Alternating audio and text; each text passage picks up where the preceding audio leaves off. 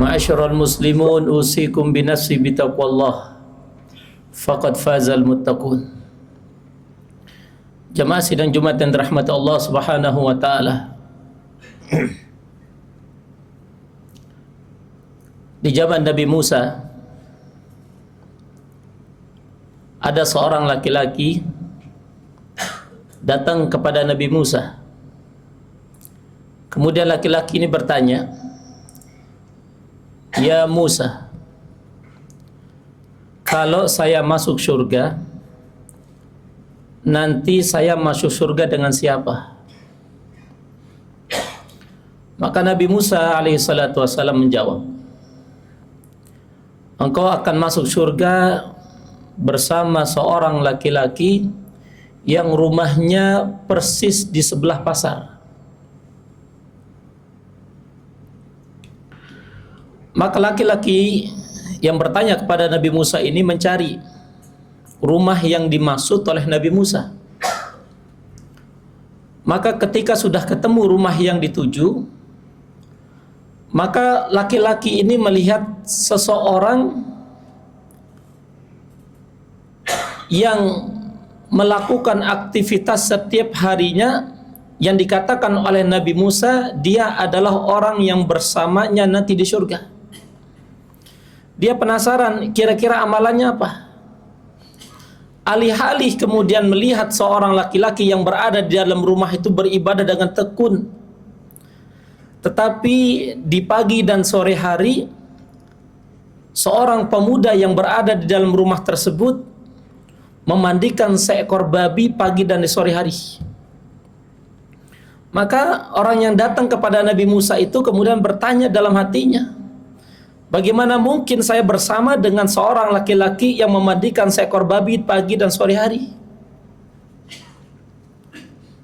Tapi karena itu adalah petunjuknya Nabi Musa, maka dia percaya karena Nabi Musa adalah Nabi dan Rasul. Maka hari kedua dia perhatikan, maka kegiatannya pun sama, memandikan seekor babi pagi dan sore hari. Hari ketiga pun sama. Maka hari keempat, orang yang tanya tadi kepada Nabi Musa datang lagi kepada Nabi Musa. "Ya Musa,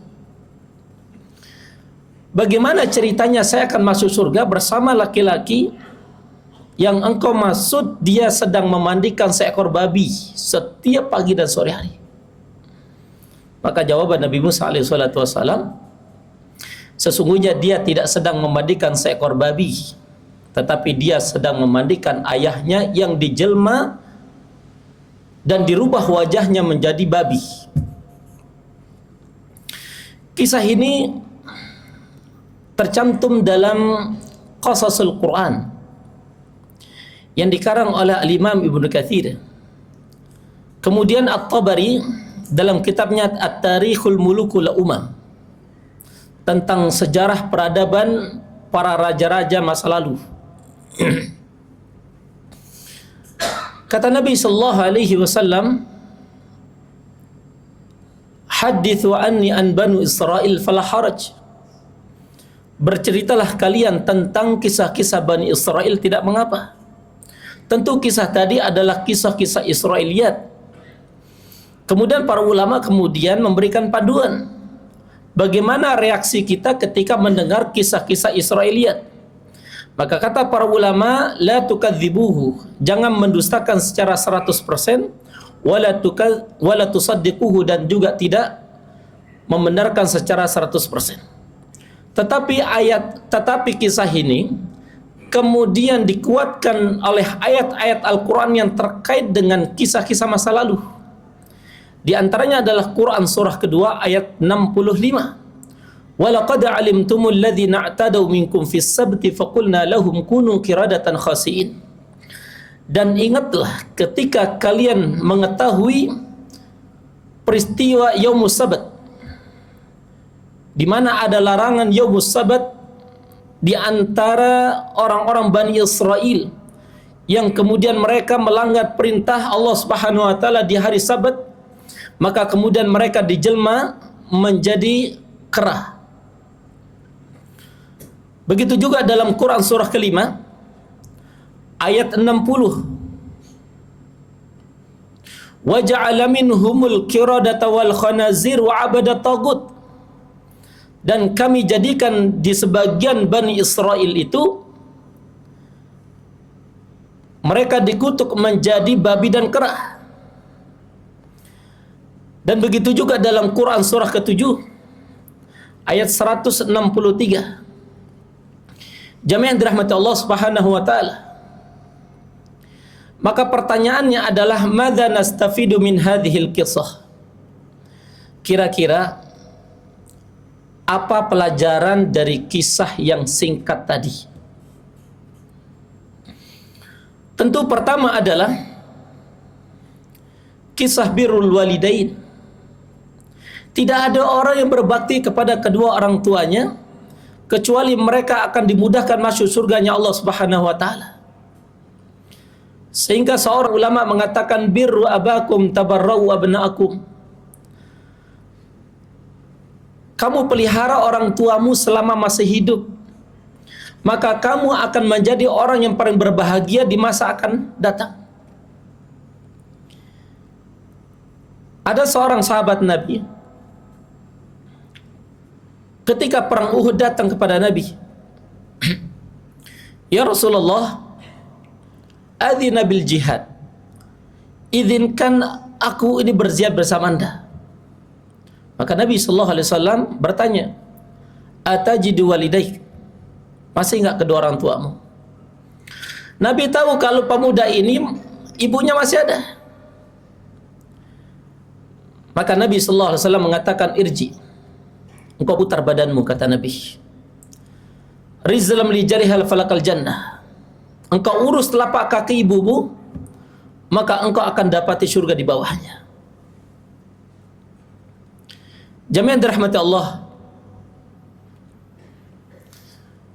Sebelum Nabi sallallahu alaihi wasallam meninggal dunia, dua sahabat dipanggil oleh Nabi sallallahu alaihi wasallam. Sahabat ini masuk kategori al-ashru mubasyirin fil jannah.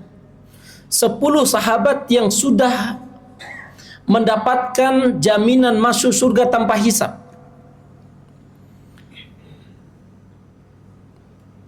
Dua orang itu adalah termasuk kategori khulafa ar-rasyidin al-mahdiin. Siapa mereka? Umar ibn Khattab dan Sayyidina Ali bin Abi Thalib.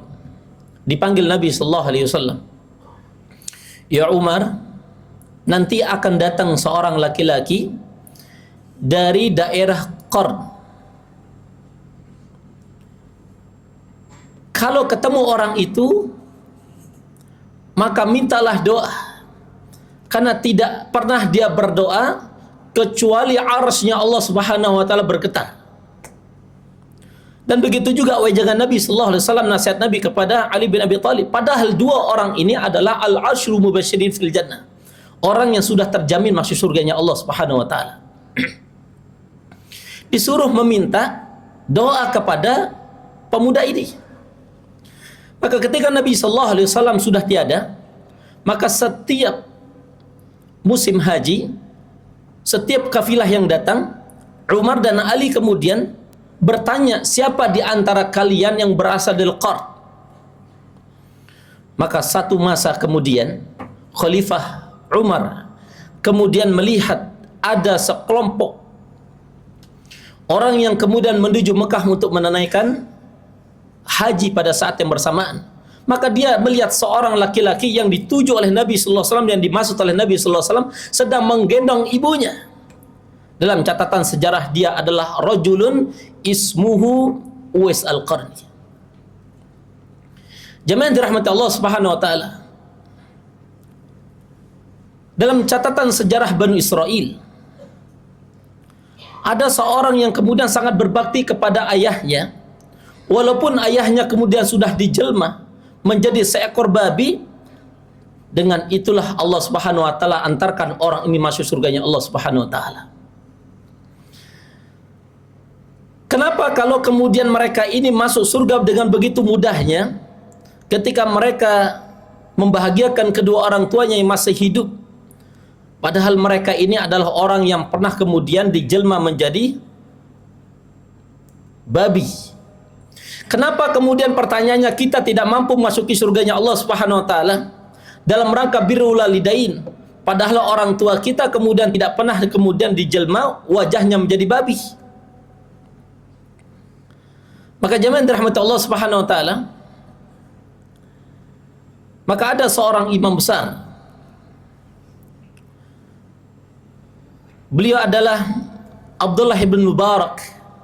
Beliau mengatakan kalau ada anak hari ini bersama kedua orang tuanya atau salah satu di antara keduanya yang masih hidup dan berada di bawah satu atap, satu rumah, satu pintu, maka dekatkanlah pintu rumahnya dia dengan pintu surganya Allah Subhanahu wa taala dalam rangka birrul walidain. Dan silaturahmi yang paling abdal kata Nabi sallallahu alaihi wasallam ketika seorang laki-laki menyambung silaturahmi dengan ibunya. Jamaah, hari ini mari kita mengingat seorang perempuan. Di masanya begitu cantik. Di masanya begitu banyak sekali laki-laki yang mengaguminya. Hari ini perempuan itu sudah mulai keriput wajahnya. Perempuan itu sudah mulai rabun. Perempuan itu sudah mulai lembut tangannya. Perempuan itu sudah tidak bisa berdiri seperti sedia kala. Perempuan itu hanya bisa berduduk di antara kursi-kursi roda. Perempuan itu hanya bisa berbaring dan bisa menggerakkan badannya di tempat dia tidur ke tempat kamar mandi. Kadang-kadang pikirannya kemudian sudah mulai hilang. Siapa dia? Dialah Umi, ibu, mama, bunda. 9 bulan 10 hari kemudian kita dibawa. 9 bulan 10 hari kemudian kita digendong kemana-mana. Selama 2 tahun kemudian kita disusui. Hari ini wanita yang begitu hebat itu sudah tidak tiada. Wanita itu kemudian sudah hari ini hanya sebatas namanya saja. Ketika kita pulang kampung, wanita itu sudah tidak ada, hanya nama. Mungkin hanya fotonya berada di dinding-dinding rumah kita. Hari ini wanita itu sedang berada di alam barzakh, tidak mampu beramal sebagaimana mereka berada di sebuah ruangan yang tinggal menunggu memindahkan alamnya. Maka disitulah Allah Subhanahu wa taala mengatakan dalam Quran surah At-Taubah ayat 105, wa qul i'malu fasayarallahu a'malakum rasul wal mu'minun. Ayat ini ditafsirkan oleh Imam Ibnu Katsir dengan membawakan sebuah kisah.